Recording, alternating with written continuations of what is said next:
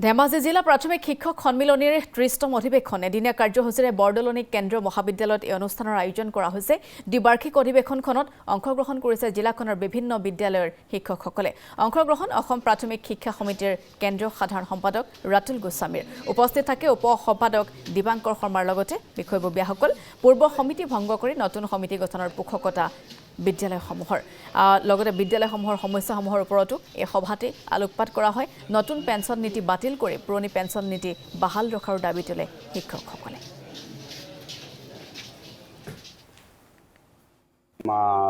চৌপাশে বান বিধ্বস্ত এটা পৰিৱেশ সৃষ্টি হৈছে।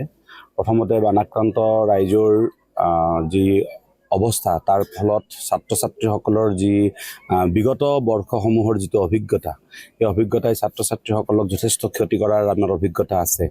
ৰাজ্য চৰকাৰলৈ আমি অনুৰোধ জনাম, যথেষ্ট চেষ্টা কৰিছে মাননীয় মুখ্যমন্ত্ৰী ডাঙৰীয়াইও যথেষ্ট প্ৰয়াস কৰিছে, কিন্তু বান শেষ হোৱাৰ পিছত যেতিয়া ছাত্ৰ ছাত্ৰীসকলৰ বেছিভাগ বহুত বিদ্যালয়ৰ, বিশেষকৈ যোৱাকালি আমি বোকাখাতত দেখিছোঁ যে বহু বিদ্যালয়ৰ বুৰ গৈ আছে।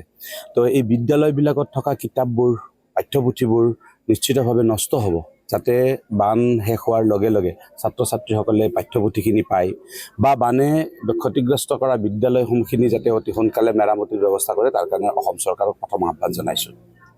আৰু কি ক'ব, ইয়ালৈ আহিছে ধেমাজিলৈ আপোনালোকে, বহুত কি কেনেধৰণৰ আলোচনা হোৱাৰ মতন আছে?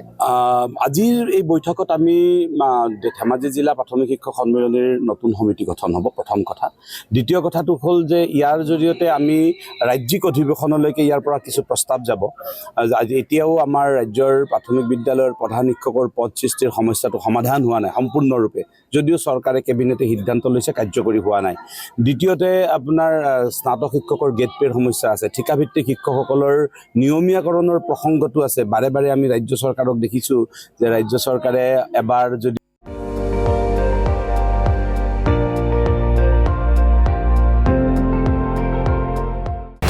আপুনি চাই আছে ND24, সৰ্বশ্ৰেষ্ঠ নহয় সৰ্বোত্তমৰ দৌৰ।